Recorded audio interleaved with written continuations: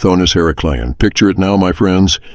A city kissed by the sun, standing proudly on the very edge of the Egyptian delta, where the mighty Nile meets the vast Mediterranean. Can you feel the heat of the day, the hum of countless voices mingling in a bustling marketplace? There before your eyes lies a world that once pulsed with life, laughter, and luxury, a city of wonders. In the days when the pharaohs ruled, when gods walked alongside men, Thonis-Heracleion was more than just a city. It was a gateway, a portal, if you will, to lands far beyond. This city, known to the Greeks as Heracleion, after their mighty hero Heracles, was a place of endless possibility. A crossroad where east met west, merchants, travelers, priests, scholars, even kings, all came here. And they came with tales, treasures, and aspirations, their hearts set on trade, discovery, and worship. Now imagine yourself standing on its bustling docks, gazing out at the glimmering sea as ships roll in, their sails billowing in the soft breeze. These ships carry spices from the east, gold from Nubia, silver from the Aegean, and fine linens woven with such precision they seem almost divine. The air smells of salt and exotic perfumes, of incense wafting from the temples, of cooking fires and offerings burning in the name of the gods. Thonis-Heracleion, in all its glory, was the beating heart of Egypt's trade with the wider world. But let me tell you, this city was not just for commerce, no. It was sacred ground, a place where people believed the gods themselves watched over them, where the whispers of the divine filled the air as surely as the scent of the Nile's waters. Towering above the harbor stood the grand temple of Amun-Gareb, its pillars rising toward the heavens, its walls adorned with carvings of gods and pharaohs, mighty and eternal. And there, within the temple sanctum, priests dressed in white linen robes tended to the sacred fires, uttering chants that had been passed down from ancient times. So imagine, if you will, that mighty statue of Heracles, watching over the city with an unyielding gaze, his eyes set upon the horizon. In those days, statues were not mere stone. Oh no, they were vessels, avatars, filled with the essence of the divine. To stand in their presence was to feel the power of gods themselves, to tremble under their silent judgment. For the people of Thonis-Heracleion, these statues were living symbols, reminders of an ancient pact between man and the cosmos. The citizens walked with reverence here, their hearts filled with awe, their souls bound to the divine. But like all great cities, Thonis-Heracleion was built upon a delicate balance, a harmony between human ambition and divine favor. The people knew that to defy the gods, even in the smallest way, could spell disaster. Yet, as cities grow and wealth pours in, it's so easy to forget. In prosperity, pride finds its way into the hearts of men. The people of Thonis-Heracleion became bolder, their temples richer, their voices louder. They offered their prayers, yes, but with an arrogance that only the prosperous can afford. They believed the gods had blessed them beyond measure, and perhaps they thought they had earned this favor by their own hands. For the gods are the gods, they do not tolerate pride. And soon the first signs began to appear, subtle at first, barely more than whispers, a faint tremor underfoot, a strange shift in the tides, the occasional shiver down one's spine. Fishermen reported strange occurrences at sea, murmurs of unnatural shadows beneath the waves. The priests, too, grew uneasy, their prayers lingering longer at the altars, their chants imbued with a certain tremor, as though they sensed something, watching.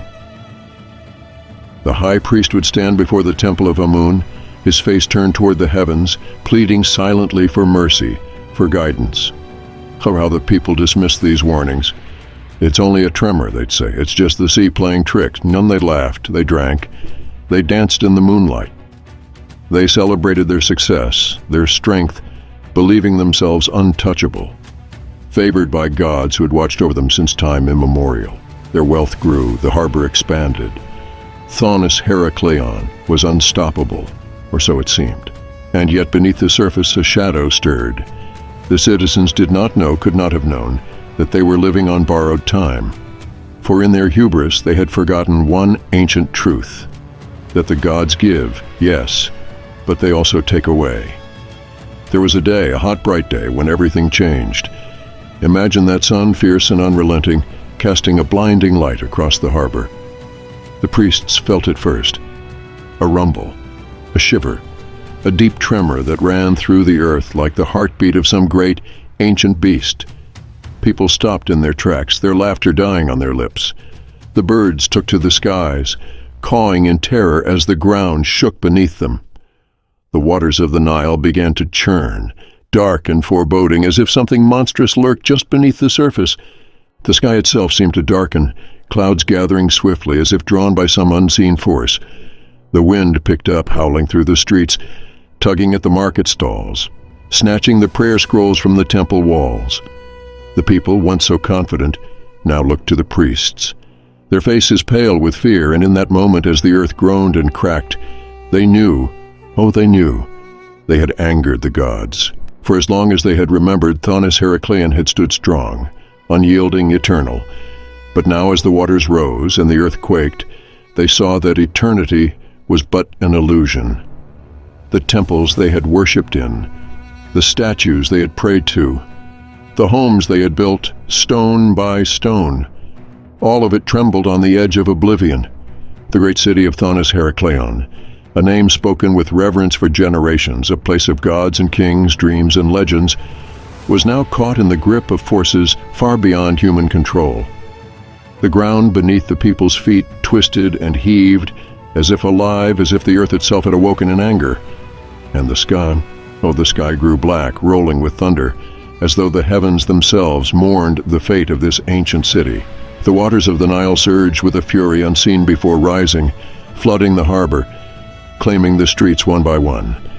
The people ran, their once proud voices now cries of desperation, echoes of fear. They clung to whatever they could, temple pillars, sacred statues, even each other. Yet, it was all in vain. The mighty Nile, the lifeblood of Egypt, now seemed to turn against them, its waters swallowing everything in its path. And there, in the heart of the temple, the statue of Amun-Gareb seemed to watch in silence, unmoved by the cries below, as if the gods had turned their faces away. Some say the priests gathered for one final prayer, their voices rising together, pleading for forgiveness, begging for salvation. They chanted the ancient words, calling upon Amun, upon Heracles, upon all the gods to spare their people, to save their beloved city. But the gods remained silent. Perhaps in that moment they had judged Thonis-Heracleion unworthy. Perhaps they had seen in its people a pride that had grown too great, a faith that had grown hollow. And so, the waters rose higher, the ground buckled, and the city, the once glorious city, began to sink.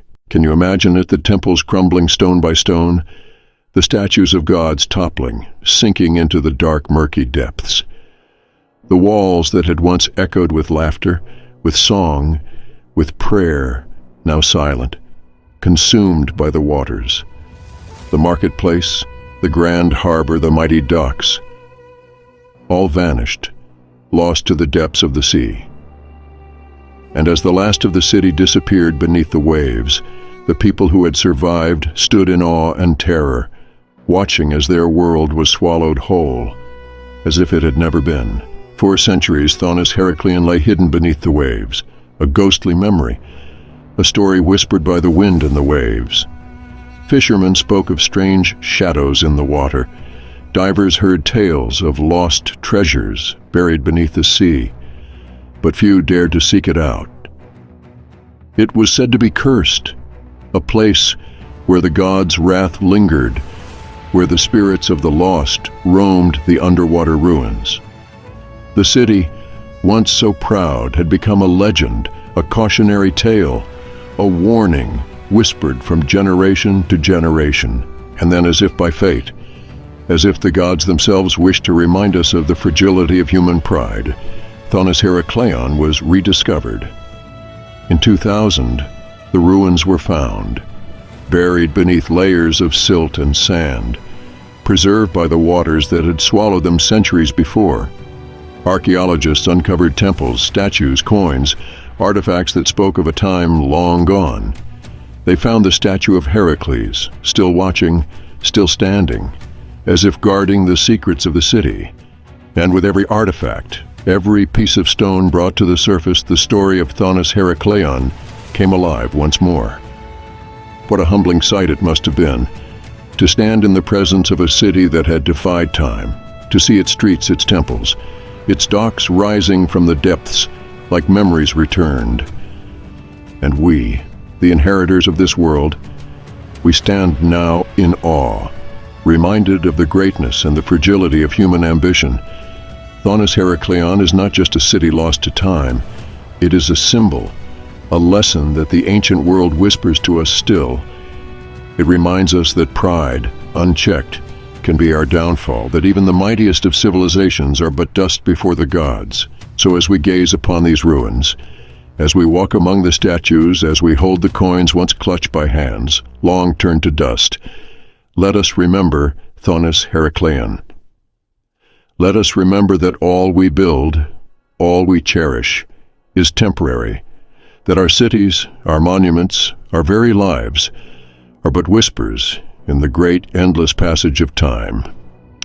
And let us honor the legacy of those who came before by treading lightly, by respecting the delicate balance between human ambition and the forces that govern our world.